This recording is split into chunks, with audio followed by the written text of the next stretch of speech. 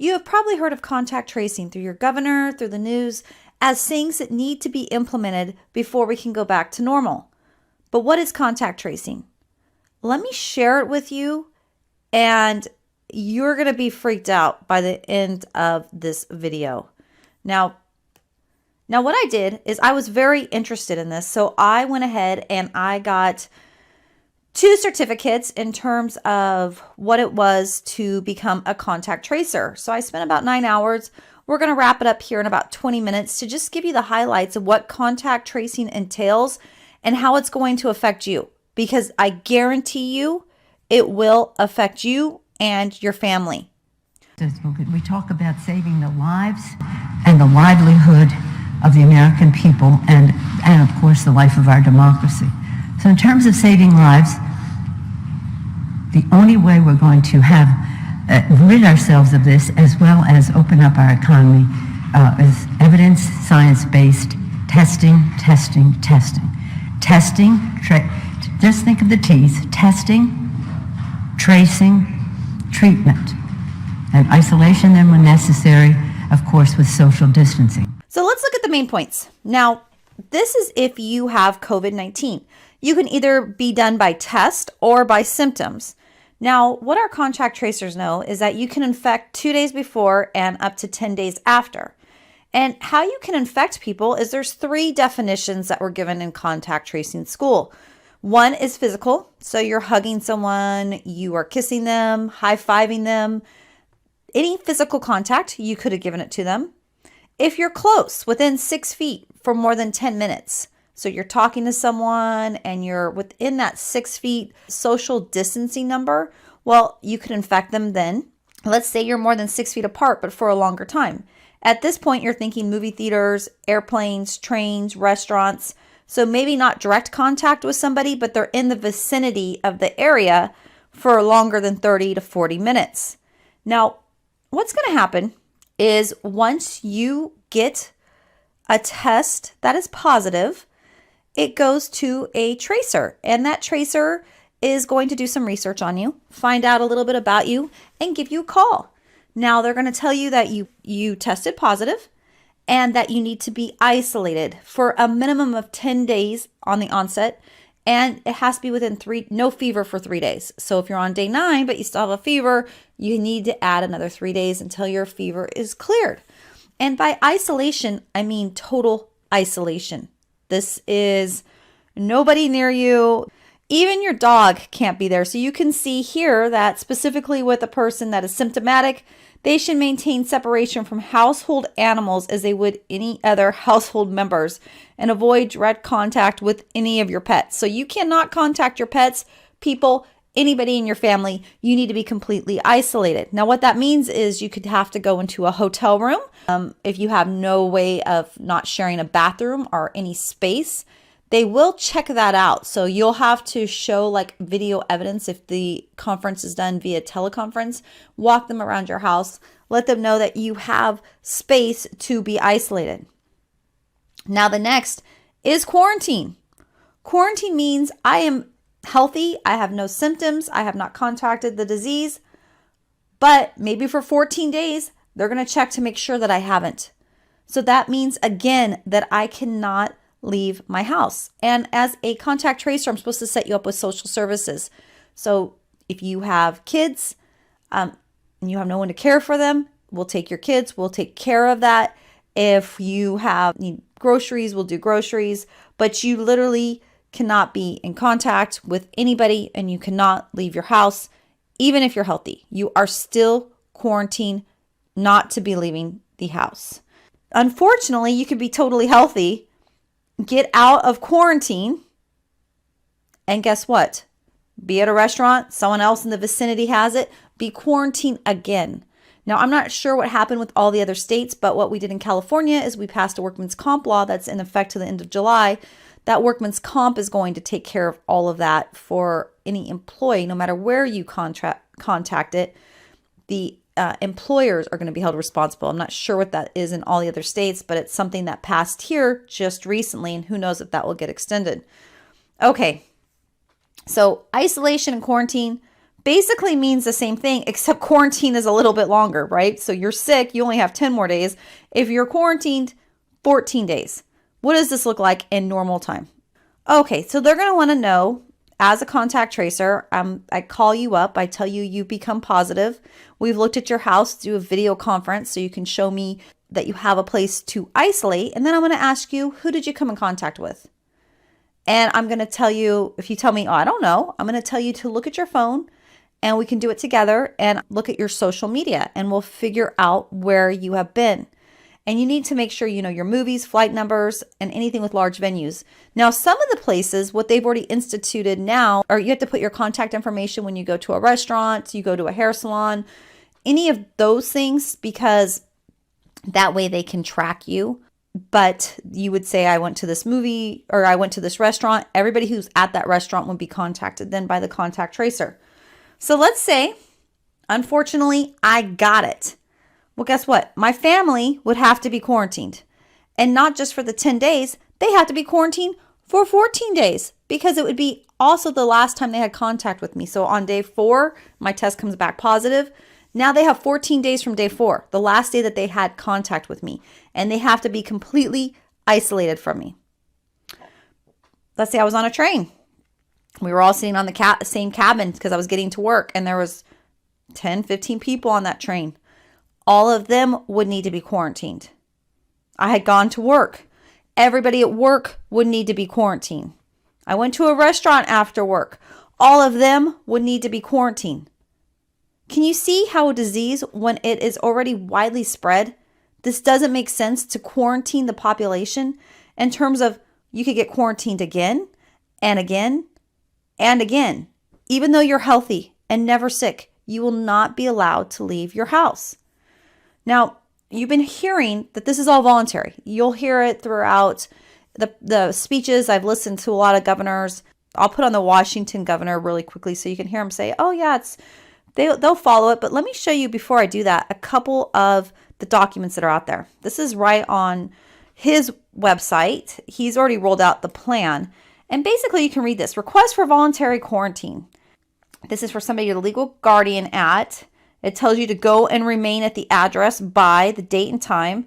And then I love this. It is very important that you comply with this request for voluntary quarantine. Remember, I'm not sick. Nobody's sick. Your health and the health of others depend on it. If you do not comply with this request for voluntary quarantine, we may use a detention order enforced by the police to assure your compliance. That's the strangest voluntary request I've ever received. And then this is also on the website. And I've put everything here because obviously go research this stuff yourself. But you can see here, if you use a court order because someone is not following, they have non-compliance, you can be incarcerated and fined up to $2,000 per day. Let me show you the governor. So let me show you how he's spinning it for somebody who does not follow direction. Hi, Governor. When it comes to contact tracing, how are you guys going to handle people or families who want to refuse a test or to isolate if they want to leave their home to get groceries? I know you said they can't do that. How will you make sure they don't?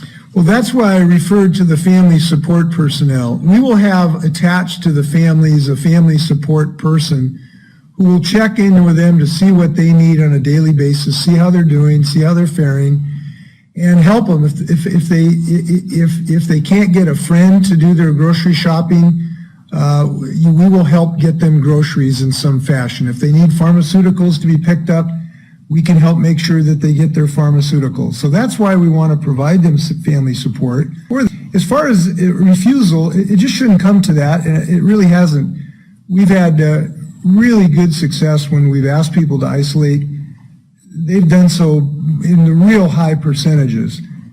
So we're happy about that, and we believe that that will continue. So remember, everybody that will be quarantined will be 14 days from the last contact. And there's no minimum times. This could be indefinite. Now you're thinking, there's just no way. Like, what about my privacy? How do I have to share this information?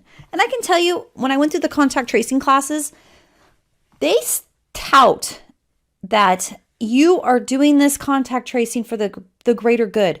You are helping people not spread the disease. It is very important that people have privacy, but when it comes to the greater good, your privacy is null and void. Now, as soon as you get a positive test result, this goes directly to an electronic database. Let me tell you, I took this directly off the training website, that the isolation or quarantine can be mandated and enforced.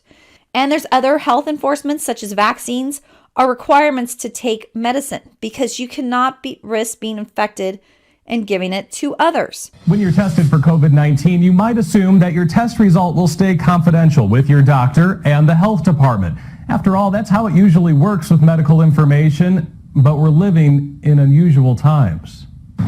The Associated Press has revealed that across America, there's widespread sharing of medical information between health officials and law enforcement.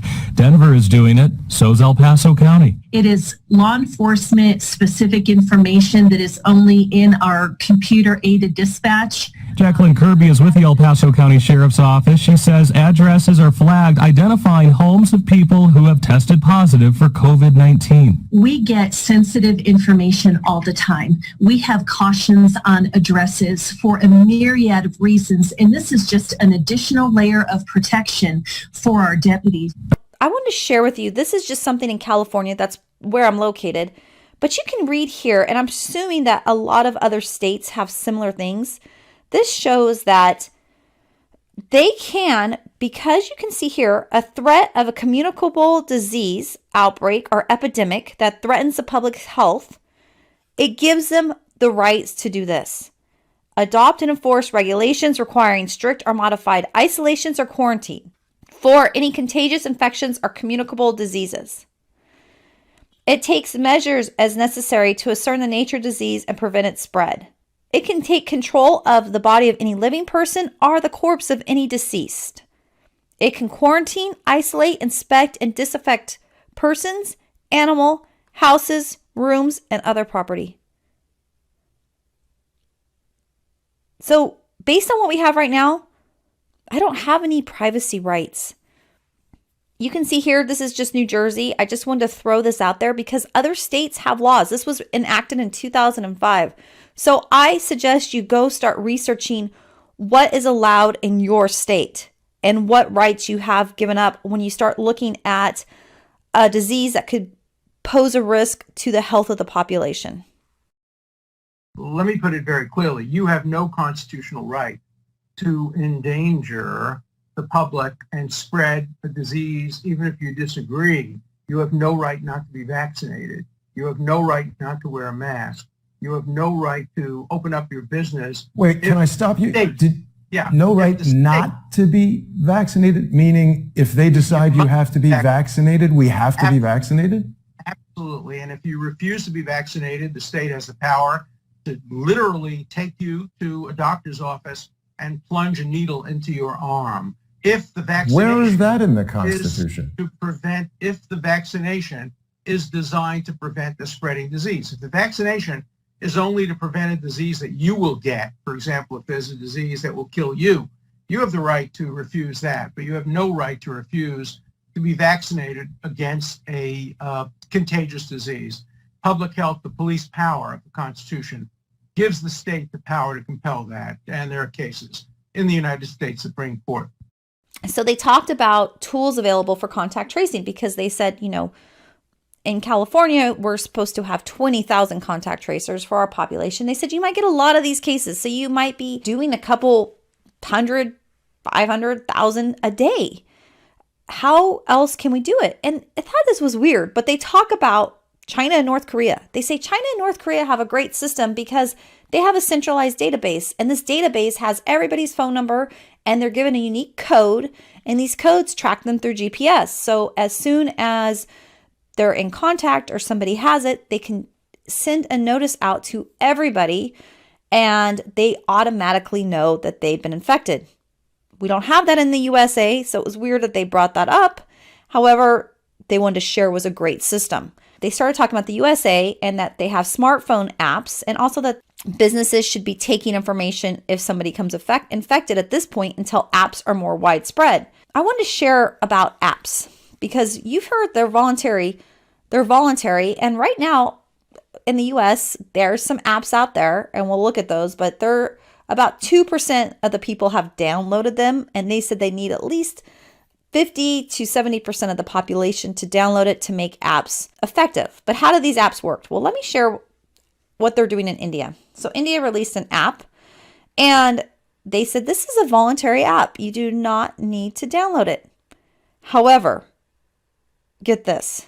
In order to go anywhere, you have to have the app. So if you want to get on a plane, you have to show the app that you are not under quarantine or isolation. You want to get into work, you have to show your app. You want to get on a train, you have to show your app. So they said, oh, it's voluntary. They had the most downloads, more than Pokemon Go, because guess what? You couldn't go back to life without downloading the app. Now, I also put here New Zealand's app. What they do is they give you a QR code. You have to scan that QR code to get anywhere. So if you're supposed to be on quarantine or isolated, guess what? You're not getting anywhere because your app doesn't show you're cleared. So that's how they're really able to enforce this without a huge police or military presence, because you just can't go anywhere without the app. You can't get in the grocery store because they're going to have a QR code where you need to scan in. Now, you may be thinking, well, do they even have that in the United States? Well, here's 4 states that already have their app ready to be downloaded. And like I said, they're at about 2% right now. But you might have noticed this on your iPhone the other day. This showed a software update. And if you didn't see it, you might have already got the automatic update. But basically, it says this allows COVID-19 contact tracing apps to work. And you may not even have known it. It was a very quick little update, but it has already come to the United States. Recently, Google and Apple just gave out some information. I thought this was great. Here's the website at the bottom. Obviously, I want you to do your own research, but you can kind of see here how it works, that you can see that you're close to somebody and you get a notification that, uh-oh, you need to be quarantined. You were too close. Someone had it. And then listen to this.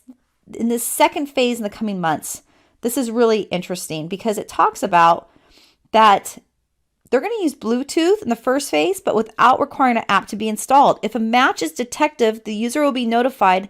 And if the user has not already downloaded an official public health authority app, they will be prompted to download an official app and advised on next steps. You're not going to have a choice. They're telling you it's voluntary at this point, but so was social distancing. And then we got locked down in our house. So it is not voluntary. This is happening. And you need to be aware. So I suggest this is a great document. Pull up this COVID-19 document that Apple and Google gave out.